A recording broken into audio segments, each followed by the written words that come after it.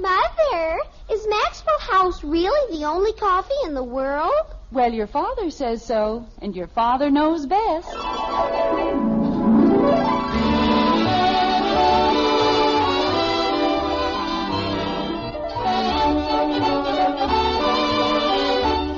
Yes, it's Father Knows Best, transcribed in Hollywood, starring Robert Young as father. A half-hour visit with your neighbors, the Andersons, brought to you by America's favorite coffee, Maxwell House. The coffee that's always good to the last drop.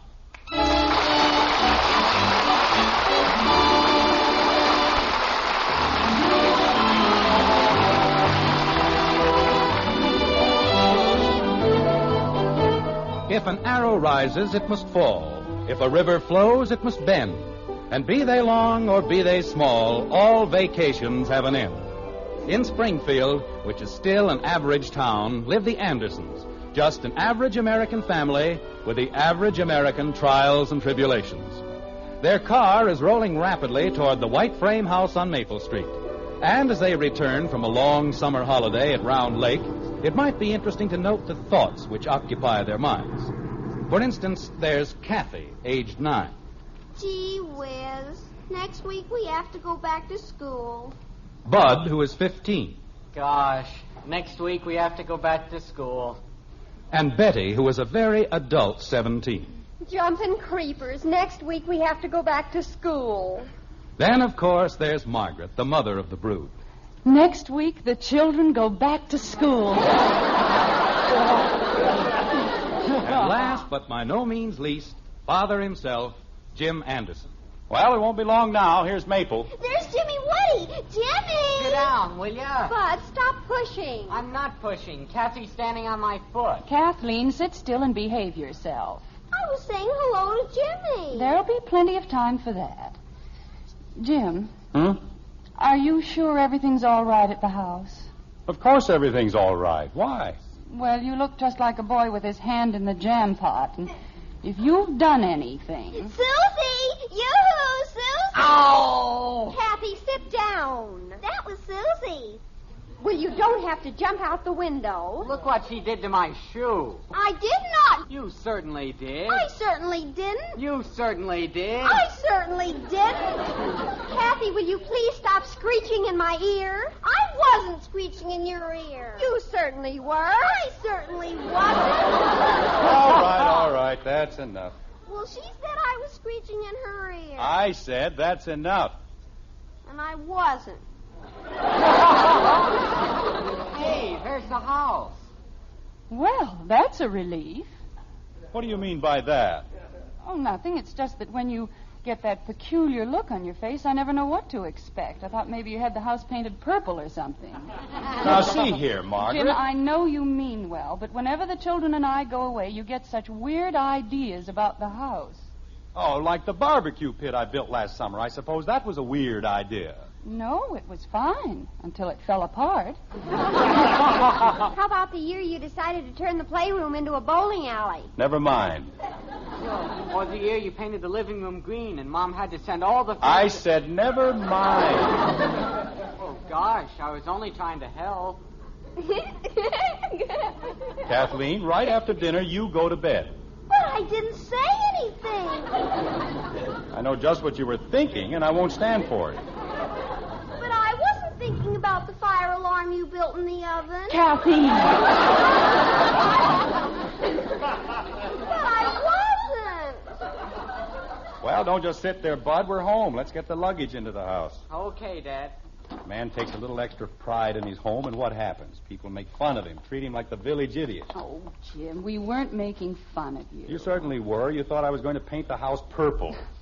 No, I didn't, dear. I merely said... Joe! Hey, Joe! Bud, come back here. Where do you think you're going? I just saw Joe Phillips. Well, take a look at the suitcases. They come first. Holy cow. Kathy! Yes, Daddy? That is not where we live. This is our house, the white one. But I thought if Patty Davis was home. You can see Patty in the morning, dear. Right now, we've all got to help your father. Gee whiz. Well, I guess that's about everything. Jim. Margaret, there's nothing to worry about. I haven't done anything to the house. Nothing much, anyway. Oh, dear. Kathy, Kathy, push the water bottle under my chin. It's slipping. Want me to carry it? Just push it over a little. Oh, why can't I carry it? Kathy!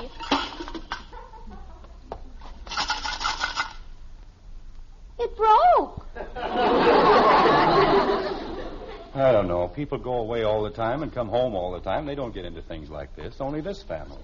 If we so much as go across the street... Dad, these bags are getting heavy. Well, put them down. Don't you want me to take them inside? Naturally, I want you to take them inside. How can I take them inside if I put them down? Margaret. It's all right, dear. I have my keys. Oh. There we are. Kathy, hold the screen door open until we get in. Yes, Daddy. See if you can manage not to break it. Well, how can you break a screen door? I don't know, but don't try to find out. All right, Bud, let's go. Oh, I don't think I can make it. This little bag feels like it's got rocks in it. Kathy, what have you got in your suitcase? Rocks. Rocks? Special rocks. I'm saving them. Ye gods, we haven't got enough rocks in Springfield. She has to bring a suitcase full of them back from Round Lake. But they're all different colors. Bud, take them out in back of the garage and dump them. Okay. But it's practically a collection. I saved them all summer. Well, dump them carefully, Bud. Okay. And don't break them. Mother, my arms are falling off. All right, dear. We're going right in. Let me get this bag through the door, will you? Yeah, that's a good girl. Oh, well, we're home. How does it look? Well, it looks wonderful. Simply wonderful. I had Mrs. Nilsson come in last Friday and give it a good cleaning. Oh, that was very thoughtful. I don't see anything different. Do you, Mother? No, dear. Everything looks just the way it should. Phew. Gosh, these coats are heavy. Oh, Betty, you can't just dump them in a chair like that. You know where they belong. Okay, I'll hang them up. Just a minute, Betty. I've made a few little changes around the house. Just minor changes. Jim? Well, it's something I've had in mind for quite a few years. You see, the way I figure, there isn't much difference between a home and an office, so far as efficiency is concerned, anyway. Jim, a home isn't like an office. You can't run them the same way. Of course you can. And wait till you see what I've done. Everything's neat and tidy and orderly, the way things ought to be. I hope you know what you're doing. All right, Betty, put the coats in the closet before they get all wrinkled. Okie doke. And then see what happened to Bud and Kathy. If nothing has, do you mind if I arrange something? Stop talking and do as you're told. Yes, Father. That girl can talk more and say less than any 10 people in Springfield. Jim. And she certainly doesn't get it from my side of the family, I'll tell you that. Jim. I've never heard anyone talk so much in my entire life. All the way down from Round Lake. Talk, talk, talk. Jim. Oh, silent one. Yeah? Do you mind if I say something?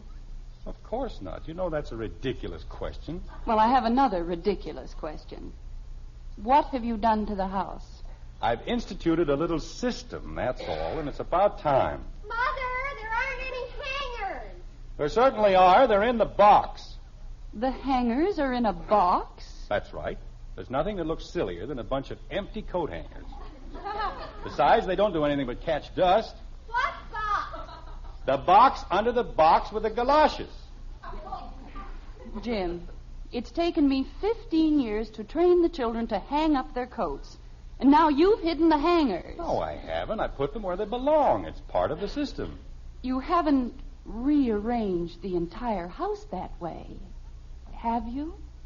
More or less. Oh, Jim. Now, don't get upset, Margaret. The least you can do is give the system a chance. But if you aren't home, we'll never be able to find anything. Yes, you will. I spent a whole week making a catalog. Everything is entered in its proper place. Dishes, silver, linen, everything's been put away systematically and entered in the catalog.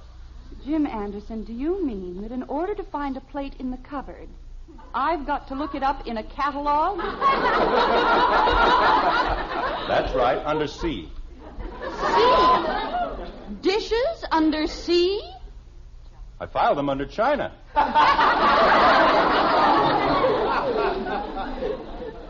is the most ridiculous thing I ever heard. It isn't ridiculous at all. You've been complaining for years that you haven't had enough closets. Well, when I got through rearranging things, I had 2 closets left over. I'm not going to say a thing, not a single thing. At this moment, I don't dare. Father, the door to the basement's locked and there isn't any key. The key is where it belongs with all the other keys. They're all tagged, labeled, and filed very systematically. Where? Margaret, I wish you'd stop looking at me that way. I was merely trying to be helpful. I know it isn't easy to get used to a new system, but you will. Say, Dad, I want to give it to him. here's a letter for you, Dad. Oh, thank you. It was special delivery, and I signed for it. It's from the bank. So I see. Now, where do you think a bank would be if they didn't have a system? They'd be broke in a week. We're not running a bank. No? Well, when some of the bills come in from the department stores... No, it's impossible. What's the matter, Father? Is something wrong, dear? I'm not overdrawn. How could I possibly be overdrawn? Well, they have a system. Margaret, this is not a joking matter. The day I left for Round Lake, just a week ago Friday, I deposited over $700. Now, how could I be overdrawn? Maybe their system didn't work. You're darn right it didn't work. Just as soon as I find my checkbook. Isn't it in the desk drawer? No, I put it someplace else. Part of the reorganization? Yes, I put it in a much more logical place. A very logical place. Only I can't remember exactly where. Why don't you look it up in the catalog? The catalog? Well, that's where you entered everything, isn't it? Well, you see, that's what I've been trying to tell you, Margaret. I was trying to get everything ready for you and the kids when you got home, and I had the catalog all finished and everything, but... Jim, you didn't. Uh-huh, I lost it. Oh, no!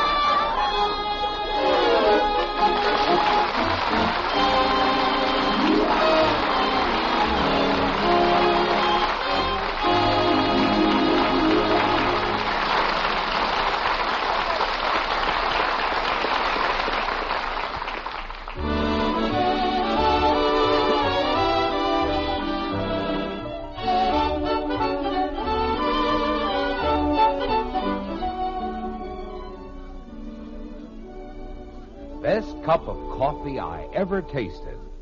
Tomorrow, right at your table, you can hear that from the world's greatest coffee expert. Yes, ma'am, he'll be there. Because the world's greatest coffee expert is your husband. Now, naturally, we think we're pretty fair experts. After all, our Maxwell House coffee is America's favorite brand. But the final judge is that man of yours. And if you'll just put a cup of Maxwell House in front of him, we're mighty sure you'll hear him say, best coffee I ever tasted. In fact, we'll give you your money back if he doesn't. You see, no coffee's made like Maxwell House, and that's why no coffee tastes like Maxwell House. No other coffee has that famous good to the last drop flavor. Get Maxwell House tomorrow and serve it to your husband. And if he doesn't say it's the coffee for him, just return the can and unused portion to us, and we'll gladly refund the price you've paid. You'll find our address right on the front of that familiar blue tin. So tomorrow, see how much the world's greatest coffee expert enjoys Maxwell House coffee. Always good to the last drop.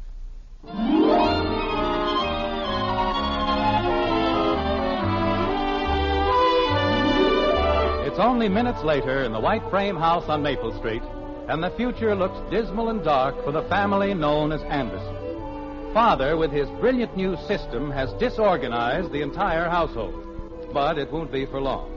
You know how it is with life. It's always darkest before the dawn. And though everything may seem quite grim at the moment, there's really no need to be concerned. Just hang around for a little while, and gradually things will get worse. Mother, I can't find my skates. They're in the basement. But the door's locked. I know. Jim, the first thing we've got to do is find the keys. We can't live in a house where everything is locked up. If I could only remember what I did with the catalog. I'll settle for the keys. Can't you remember where you put them? I put them in a drawer. Which drawer? I don't remember. Anyway, I locked the drawer, so what good would it do if I did remember? You locked the drawer with all the keys in it? Well, naturally. Then I put that key somewhere else. Where? In a towel. I think it was a towel. Maybe it was a pillowcase. Jim. But it's all written down in the catalog. If we can find that, there'll be nothing to worry about. Except trying to get this house back in order again. Margaret, there's one thing you refuse to recognize. Doing it my way, I had 2 closets left over. And there's one thing you refuse to recognize. We have 2 trunks and 5 suitcases to unpack. How many closets do you think we'll have left over then? Oh, I guess I forgot about that. Well, anyway, I tried. Oh, I'm not worried about the closets. At least they're open. But all those locked drawers and missing keys, what are we going to do about them? We'll have to make a thorough search, that's all. Bud! He went out to get the rest of the luggage, dear. Anytime the doorbell rings, he manages to do something else. But you sent him for it. Well, how did I know the bell was going to ring? Haven't even been home 15 minutes. You'd think people would have the decency to let you get your hat off before they start ringing the doorbell. Jim, my boy. Oh, hello, Mr. Gribble. Come on in. I'm not interrupting anything, am I? Oh, no. We were just sitting around playing a little game of button, who's got the button? Yes. Jim, I've got news for you, the most wonderful news you've ever heard. It wouldn't have anything to do with a catalog, would it? What? Well, that's sort of a key subject around here right now. I see. Who is it, Jim? It's Mr. Gribble, honey. I can't stay very long. Just stopped by on my way to the club. Saw the car in the driveway, you know. Oh, hello, Mrs. Anderson. Nice to see you back. Oh, it's nice to be back. That is, it might be. Sometime soon. Yes. There's no place like home, that's what I always say. The old familiar haunts with everything in its place and a place for everything. Isn't it the truth? Yes. You said something about good news, J.P. I did? Oh, yes, I did, didn't I? Jim, my boy, I've done it. Yes, sir. After 3 years, I've finally done it. No. Yes. Well, that's great. What did you do? Why, I've gotten the Springfield Athletic Club to open its membership list. Not far, mind you, just far enough to let you in. Now, what do you think of that? The Athletic Club? Oh, that's wonderful, J.P. It really is. Isn't it, Margaret? Oh, yes, I'm just goosebumps all over. I'm finally going to get into the Athletic Club. Well, I've got to get down there right away, so if you'll just let me have a check for $125. A check? For your application, my boy. I want to get it in before they change their minds. You want me to give you a check? What's the matter with you, Jim? Don't you want to join? Oh, yes. I wanted to join for the last 5 years. Well, then stop staring at me like a congenital moron and give me a check for $125. A check for $125. Mr. Gribble, we might as well tell you. I left my checkbook at the office. That's what we wanted to say. Wasn't it, Margaret? I guess so, dear. If that's what you say. Well, there's nothing criminal about that. Of course not. I'll drop by the bank first thing in the morning, and then I'll leave a check at your office. How'll that be? Oh, that won't be necessary. It won't be any trouble, J.P. And I don't think it's right for you to lay out all that money. Who said anything about that? You bank with the merchants, don't you? Well, here's one of my blank checks. You can use that. Oh. Well, is that you, Bud? I guess so.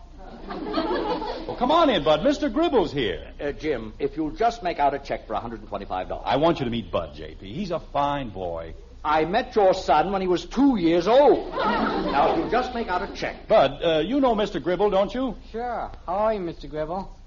I'm beginning to wonder. Jim, Mr. Gribble's a great baseball fan, Bud. Why don't the two of you talk about baseball while I get on the phone? I don't know one end of a baseball bat from the other.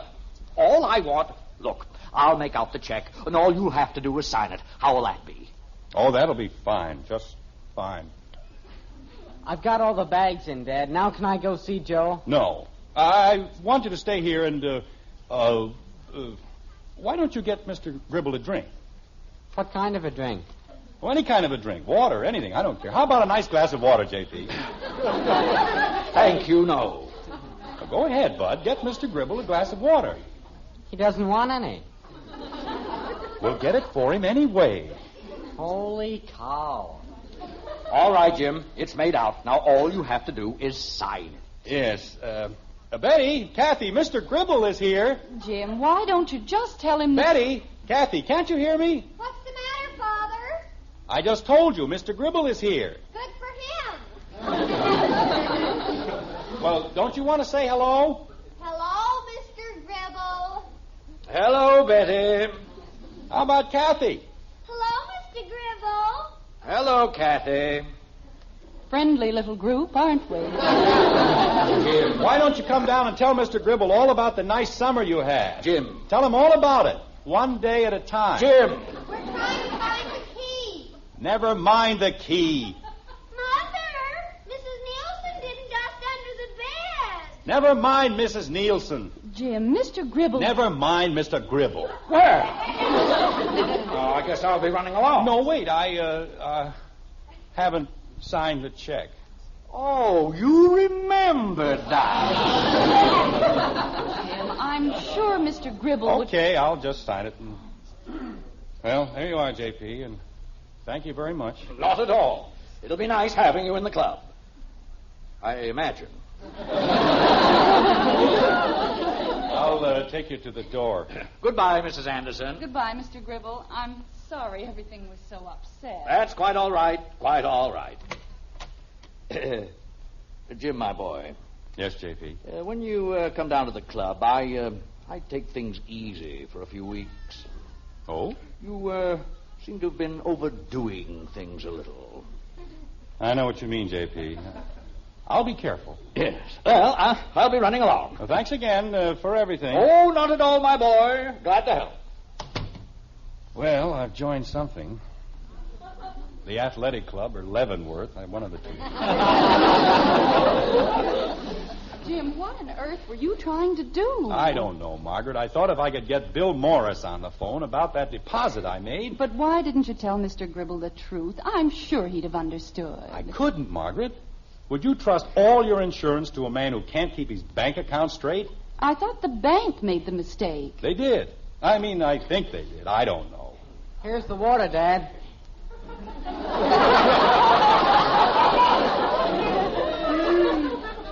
What water? You said to get a glass of water for Mr. Gribble. Well, he's gone. What'll I do with the water? Drink it. I'm not thirsty. Then take it outside and water the lawn. With one glass?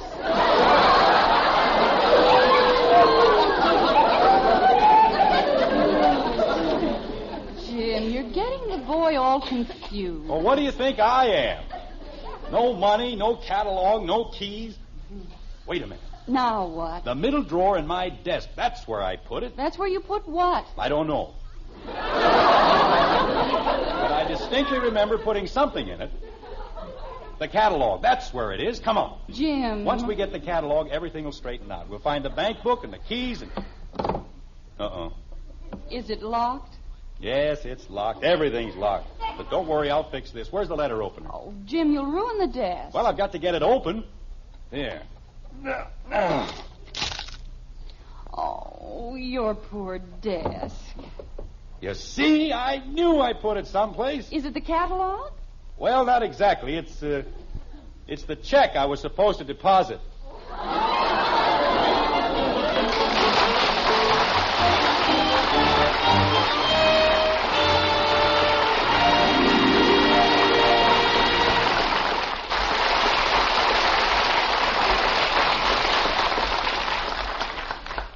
Well, that solves one mystery. But the search for the catalog goes on and on. Just goes to show you come out way ahead when you know where to find what you want. Now, when it comes to coffee, you want the most for your money. The most in flavor, the most in enjoyment. And the world's greatest coffee expert can help you find it. Just serve the number one expert, meaning that husband of yours, a cup of Maxwell House. Then when you see him smile and hear him say, "Best coffee I ever tasted," you'll know it's Maxwell House for your best money's worth. Get a familiar blue Maxwell House tin tomorrow and see what that man of yours says about its wonderful good to the last drop flavor. Then count all the cups of truly good coffee you get from that 1 pound. We think you'll be convinced you get the most for your money with Maxwell House coffee. So tomorrow, introduce the world's greatest coffee expert to coffee that's always good to the last drop.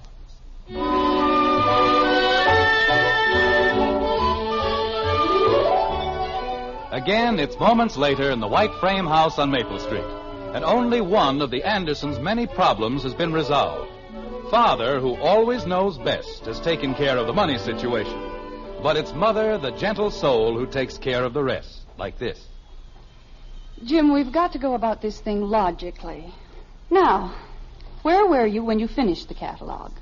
In the kitchen. I wound up with the pots and pans. Mm-hmm. And then the phone rang. How do you know? Well, didn't it? Yes, but how... Dear, whenever you lose something, the telephone has always just rung. Well, then what happened? It was Hector Smith, wasn't it? Yes, but I still don't You and Hector made a poker date. You had to make a few notes, didn't you? That's right. I had to put down the address and the time. And you also put down the catalog. Well, I couldn't write with my hands full. Now, let's see. What handy spot would be the most illogical place for you to put it? I put it right on the telephone table. And then it disappeared. Betty! Yes, Mother? Look on top of the valance over the hall window. Margaret, you know that's ridiculous. Who in his right mind would stick a book away on top of a window valance? You would. I certainly would not. Mother? Yes, Betty? I found the catalog. On top of the valance? That's right. Thank you, Betty. Okey-doke. Well, I guess everything's all straightened out now. Not quite, dear, but it will be. As soon as we put everything back where it was in the beginning.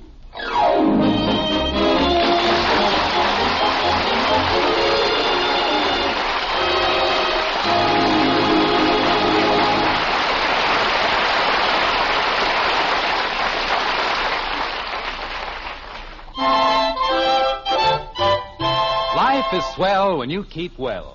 That's why so many folks eat Post bran flakes for breakfast every day.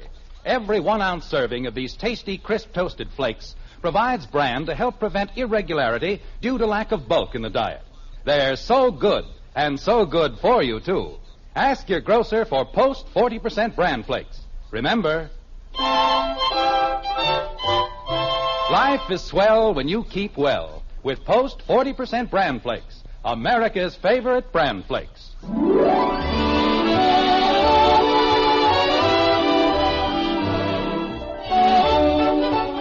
Join us again next week when we'll be back with Father Knows Best, starring Robert Young as Jim Anderson, with Roy Bargy and the Maxwell House Orchestra, and yours truly, Bill Foreman.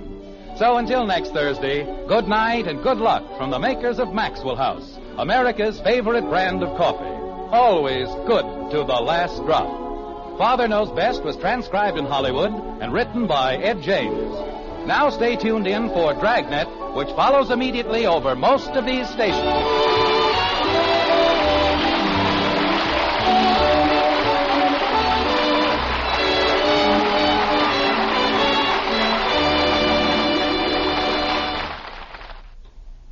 Theater Guild returns Sunday.